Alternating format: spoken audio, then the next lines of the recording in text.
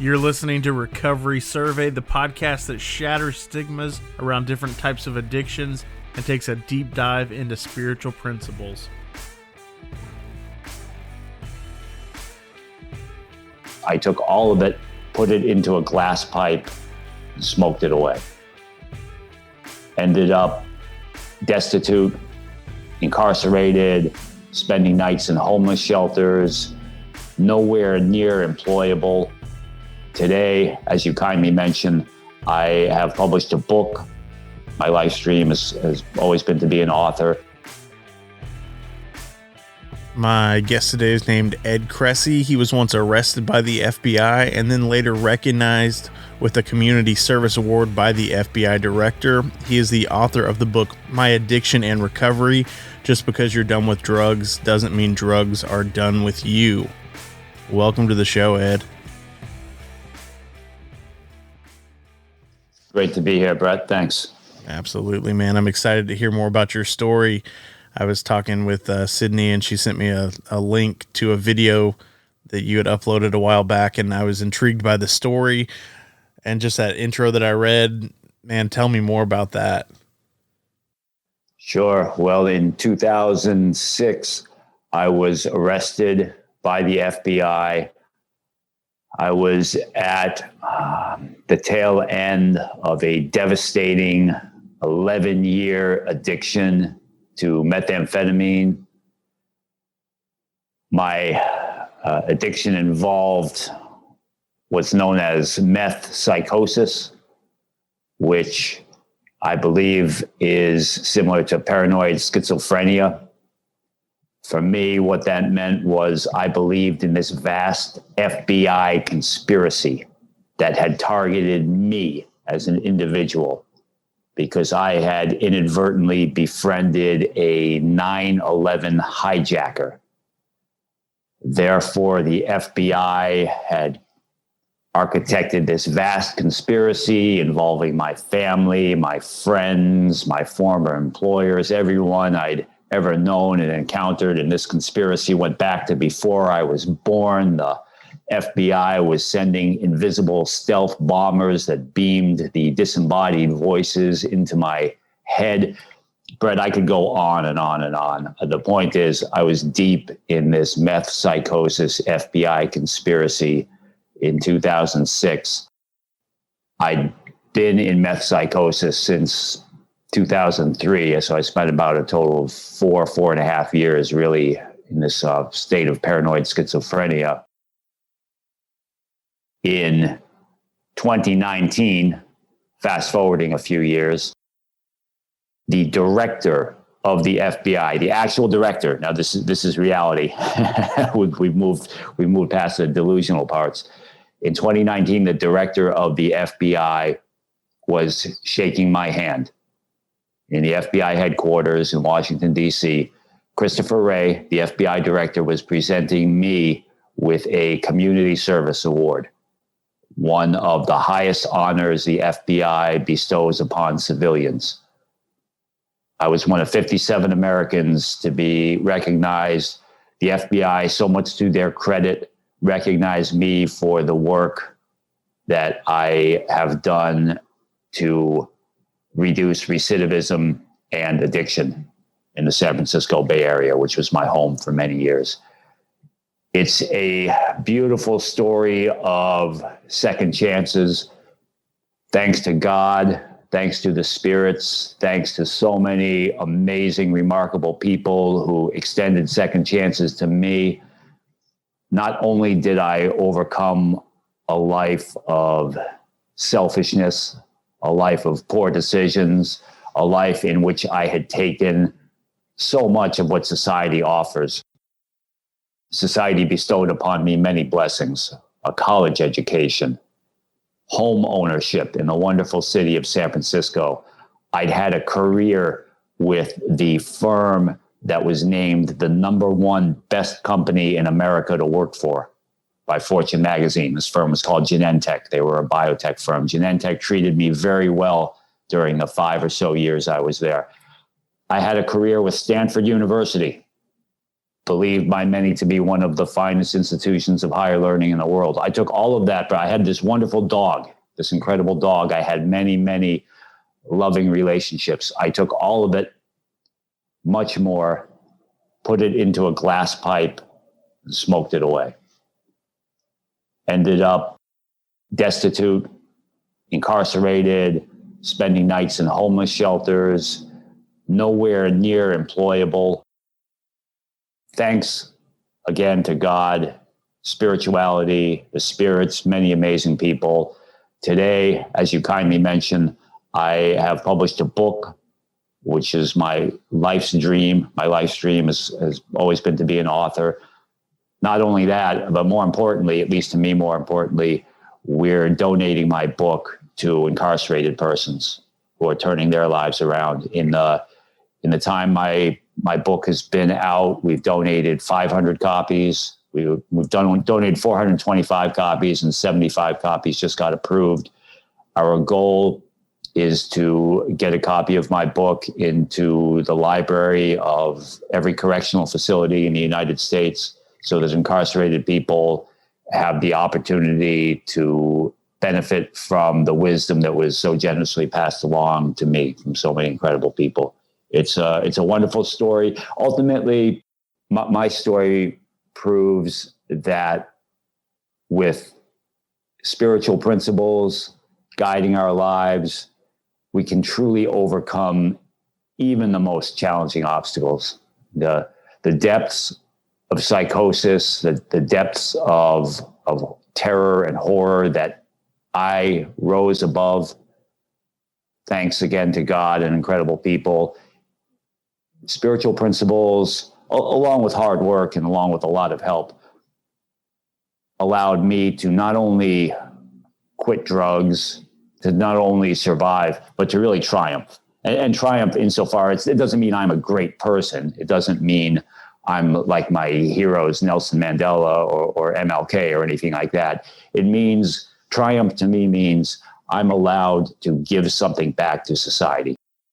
I'm allowed to have come from a place of being a selfish, privileged white male who took the unfair advantages society bestowed upon me and selfishly threw away the many blessings that were bestowed upon me. I was able to come from all that and triumph.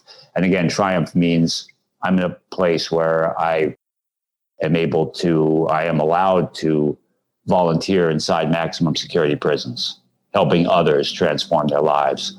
I'm allowed to assist law enforcement better serve communities affected by incarceration and addiction. It's a wonderful thing. And for you, the listener, your challenges, especially in this day and age, your challenges may be worse than mine or more difficult than mine. The obstacles you face may seem more insurmountable than the obstacles I faced.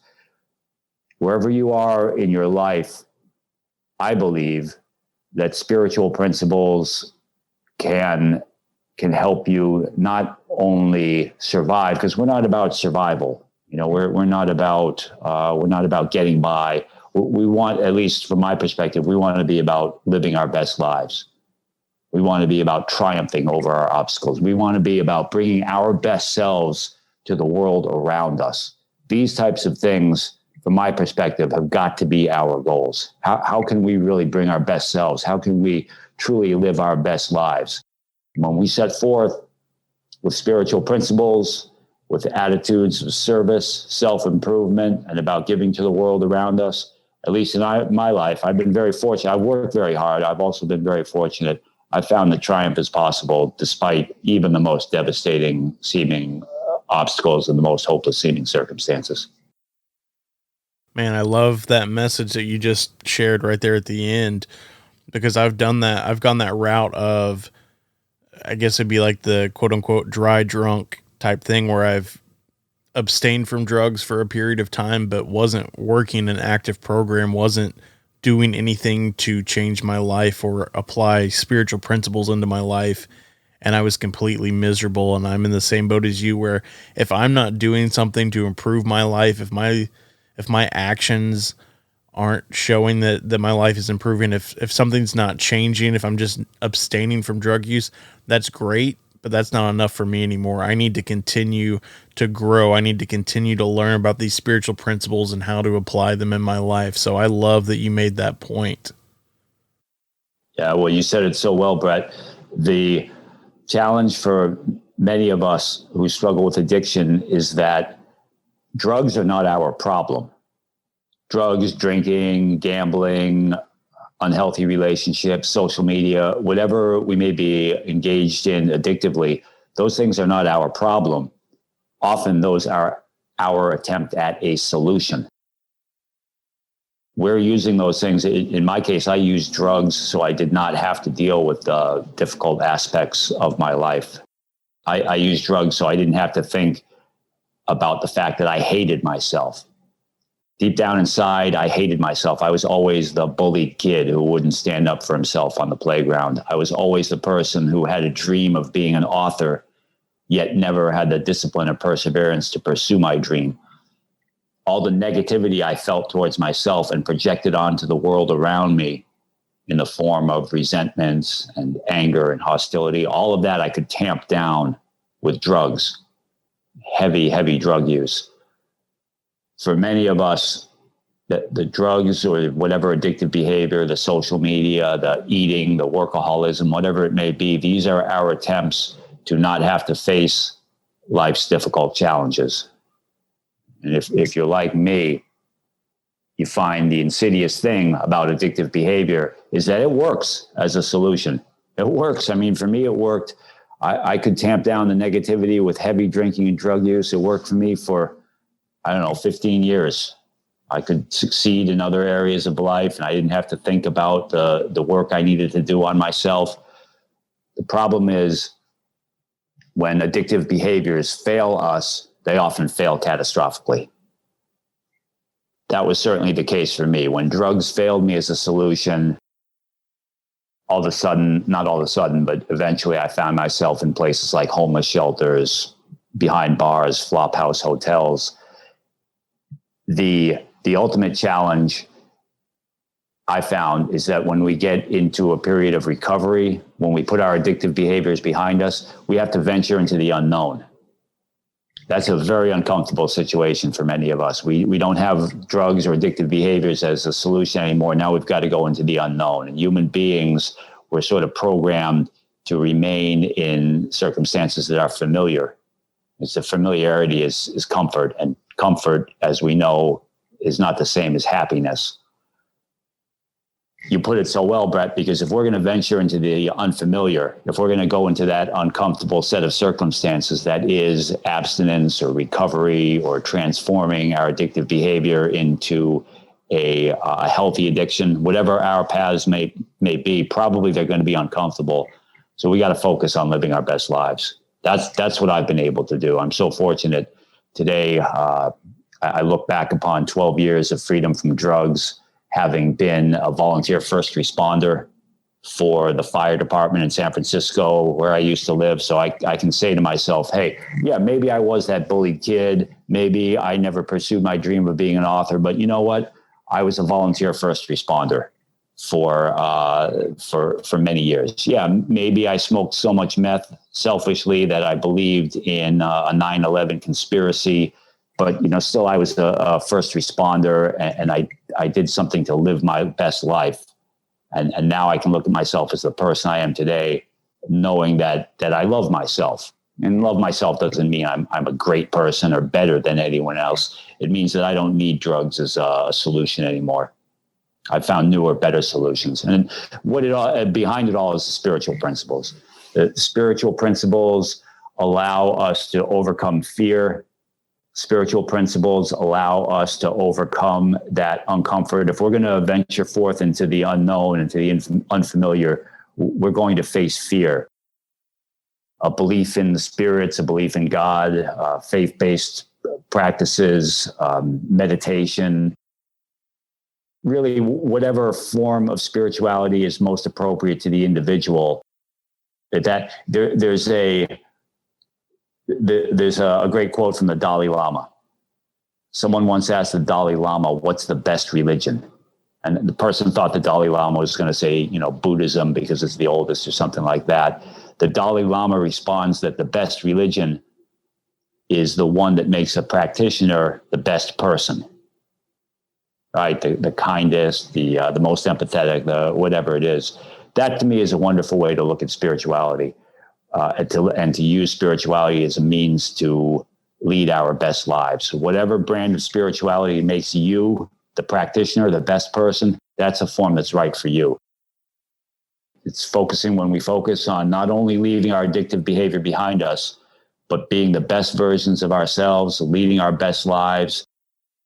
We put spiritual practices behind that, whatever spiritual practices resonate most deeply with us as individuals. That's a recipe for success. So long as we stay at it, so long as we persevere, so long as we set forth on the journey with the intent of continuing to put one foot in front of the other, despite the hardships we're certain to encounter, we can overcome very, very challenging obstacles. That was beautiful. If you don't mind, could we rewind a little bit and take us to how you got to the point where you stopped using, where you got clean? Were you arrested? Did you go to treatment? What were the events and the circumstances in your life that led you to that point of not using drugs anymore? The circumstances were a state of extreme psychosis, due or enhanced by heavy methamphetamine use. I got to a point in October 2007 where I owned a total of, I think I owned 6 things. That was it. I owned 6 things. I owned a filthy black baseball jacket. I owned a filthy black pair of slacks. I owned a pair of brown Converse sneakers held together with duct tape. I owned a cell phone with maybe 2 minutes left on it. I owned a food stamps card. In San Francisco, they would give you a credit card type thing that you could use as food stamps. And in my case, what I did was I would take my food stamps, go to the supermarket, buy a bunch of steaks, and trade the steaks to my drug dealer for meth. Right. So my food stamp card had no money on it. It was just a plastic card. And the other thing I owned was a tuxedo. A tuxedo, maybe a tuxedo shirt and the shoes. I don't know. My final few months of methamphetamine addiction, even the strip clubs in San Francisco, the strip clubs treated me well. They gave me a chance. I really made them pay for it. I was a terrible employee. I showed up drunk and high and stole from them. Was living in a flophouse hotel, hadn't paid the rent for weeks, months maybe. I hadn't showered or brushed my teeth in months. This is a guy, me, who worked for Stanford University and the other things that we discussed earlier. So I lived in this flophouse hotel, but a few blocks away was a very fancy downtown hotel. I wandered into that downtown hotel on October 19th, 2007. It was a Friday night, wearing my tuxedo, my filthy, ragged tuxedo. Inside the fancy hotel was a ballroom. Inside the ballroom, a wedding reception was taking place. I figured to this wedding reception and, blend in wearing my tuxedo. Maybe someone will mistake me for a groomsman. There was a buffet. I wanted something to eat. There was a bar. I wanted something to drink. As I stood at the threshold of that hotel ballroom, at some level, it occurred to me, in the years leading up to that night in October 2007, I had been invited to 5 weddings. Okay, now the wedding reception I'm describing, these are total strangers in that fancy hotel ballroom. But in the years before that, 10 of my closest friends, 5 couples, had invited me to their weddings. One couple had asked me to be their best man. Out of those 5 weddings I was invited to on that night, leading up to that night in October 2007, you know how many weddings I showed up to? That's right, 0. not one. There were other things going on, at the time. But basically on October 19th, Friday, October 19th, 2007, at some level, I realized just how far I had sunk, just how much I had hurt the people closest to me, how much I'd hurt myself. I went home back to my Flophouse Hotel that night. There was a little bit of meth left in my glass pipe. I smoked it. There was a little bit of a roach, a marijuana cigarette. I smoked that. The next morning, a Saturday, I woke up with the 2 or 3 minutes left on my cell phone. I called my uncle, who was my family member, like a father figure to me. And I called my 12-step sponsor, a guy who had been my 12-step sponsor in some of the times I bounced in and out of rehab leading up to that night. Haven't used meth since. Been clean from meth ever since. I've been in recovery for almost all of those 13 years or however long it's been. I worked very, very hard. I got to the point in October 2007 where my choices had boiled down to only a few. I could get locked up. I could get covered up, meaning, 6 feet of earth covered up, or I could get sobered up. Those are my choices. I didn't know it at the time, but looking back, I at some level, I realized in October 2007 at that fancy hotel ballroom where the wedding reception was taking place, I knew at some level that I could either get locked up, covered up, or sobered up. Now, maybe I could have gone into long-term homelessness or something for a while, but really, to me, I had to get to the point where my options had dwindled down to such a limited few. That gave me the impetus to work very, very hard. From there, I began going to 12-step meetings, 2, 3, 4, sometimes 5 meetings a day. I got a job in a Christmas tree lot. Here I am, the guy who used to work for Stanford University and Genentech, working for tips, hauling Christmas trees and tying them to the tops of people's cars. I worked on a UPS truck. So it was right around the holidays, so they needed extra help delivering holiday packages. I worked even harder at the spiritual part of my life. I began to immerse myself very deeply in teachings from diverse people and groups, from the Hasidic Jews to the Hare Krishnas to the Hindu spiritual texts, everywhere in between. Christian pastors, Irish street fighters who got their brand of spirituality in various ways. I would read and study Zen monks and their teachings. My path was one of finding my own brand of spirituality. Like the Dalai Lama said, the brand of spirituality I pursued was a brand that would make me the best person. And while I'm still to this day very much a work in progress, while I continue to strive and search for ways to improve myself, and by extension, the world around me, these were the circumstances back in 2007 that led me to the path I'm on today. And, just finally, I'm so grateful to the incredible people I've met in the FBI, in the San Francisco Police Department, the beautiful brothers and sisters who are serving time in prisons, who connected with me on a human-to-human level, our sisters and brothers behind bars. So many of them inspire me to become a better person. And in all that, my wonderful family has given me and continues to give me so much incredible love and support, despite how badly I treated them.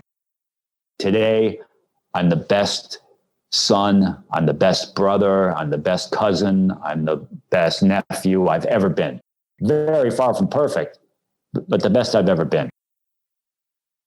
And then there are many others that I haven't mentioned, many people who support me, who support our sisters and brothers who are incarcerated or were incarcerated, turning their lives around. Many people, firefighters, military people, teachers, and certainly spiritual practitioners. And Brett, persons such as yourself, and the amazing Sydney, who your listeners can't hear right now, but who's on the who's been helping me with her incredible team, and just remarkable people, writers, persons in recovery who've written their stories and told their stories, famous people you've never heard of, just incredible people who share their stories. Success in life in some ways is like assembling a jigsaw puzzle. Every story we hear gives us one more piece. Sometimes we'll hear a story and it's like an edge piece. You're assembling a jigsaw puzzle and you love to get that edge piece, or certainly the corner piece, right? So some stories we hear, we're like, wow, that's a corner piece to my own life's puzzle. Then sometimes we hear a story and maybe it's just a piece of blue sky or a piece of green grass. Yet every story we hear almost always gives us something we can take with us to piece together the puzzles to our own lives. I myself am just incredibly fortunate that so many remarkable women and men have shared their stories with me, given me pieces to my puzzle. And, someday maybe I'll have the whole picture assembled. Man, I love that analogy of the puzzle pieces. That's fantastic, man. I don't think I've ever heard anybody explain it quite like that. We're coming towards the end of the show, and usually I like to just open the floor up to the guests to share whatever it is that's on their heart, whether it's recovery related or not. If you want to give a message to a newcomer, if you want to plug a cause or something that you're passionate about, whatever that is that's on your heart that you want to share. Oh yeah, thank you so much. First of all, consider striving to recognize the good that the women and men who wear badges do. The women and men in law enforcement. In no way do we give blanket endorsement to all things law enforcement. We know, especially in these current times, that terrible tragedies happen in the name of law enforcement. We do not condone or endorse anything like that. Still, there are many women and men who wear badges who do a lot of good for their communities. Right? So consider recognizing the good things that are done by people in law enforcement, as well as the efforts by women and men who are or were incarcerated, who are turning their lives around. And by the same token, in no way do we endorse actions that hurt people. In no way do we endorse actions taken by people like me who committed crimes and who hurt others through our poor decisions. Still, consider recognizing the efforts of our sisters and brothers behind bars and who were behind bars, who are turning their lives around. Finally, really consider adopting that spiritual path. Think about it as climbing a mountain. You're looking at a mountain. In order to climb a mountain, it's pretty simple for the most part. You need a mountain and you need a goal, which is to get to the mountaintop. You need preparation. You need to have a map or a trail or both. And the map or trail is created or put forth by people who have been to the mountaintop before you. You need to be prepared insofar as you'll need water, food, a tent. If it's going to take you longer than a day to get to the top of the mountain, you'll need the proper physical conditioning. You have all of that, and it's really a simple matter of putting one foot in front of the other and repeating that over and over and over. And if you do those things, barring any unforeseen catastrophes, which hopefully you'll be prepared for. If there are grizzly bears on your mountain, hopefully you'll have brought bear spray with you. If there are snowstorms coming out of nowhere, hopefully you'll have checked the weather beforehand and you'll be prepared with your shelter. Achieving success and living our best lives, to me, in many ways resembles that climb up a mountaintop. If we go forth with the intention of allowing humans and the spirits to be our guides, and to me, the spirit, it's very important to think of spirit guides, because for me, my mountaintop is not something I'll achieve in this life. Probably my mountaintop is heaven or enlightenment or nirvana, or it goes by various names. So for me, I think of the spirit guides, because I don't, as far as I know, human beings have not gotten to my mountaintop and still exist as human beings to guide me.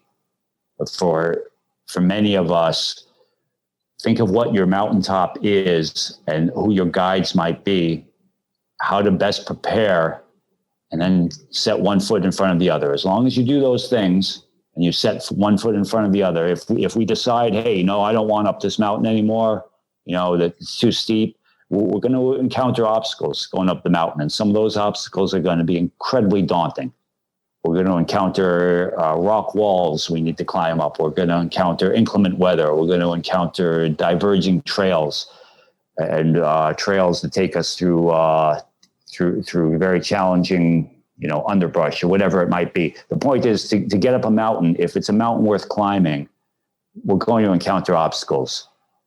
Keep putting one foot in front of the other. Keep that goal of that mountaintop. Understand what it is. If it's a goal you have in this life, that's great. If it's a goal you have that's for, if you choose to believe your journey is going to continue past this life, that's a wonderful goal too. Keep putting one foot in front of the other. Keep listening to stories. Keep getting pieces of it. Now I'm mixing up all kinds of metaphors, but keep getting pieces of maybe your jigsaw puzzle is a picture of a mountain. So whatever it may be, you can do it. I believe in you. I believe in your ability to persevere.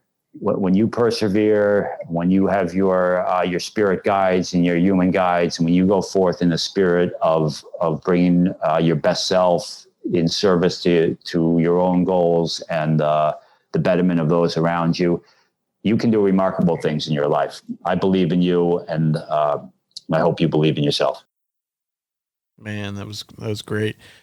Would you mind telling the listeners where to find your book, or if they want to follow your journey? Are there any social media accounts that they should be following? Just tell us more about where we can connect with you.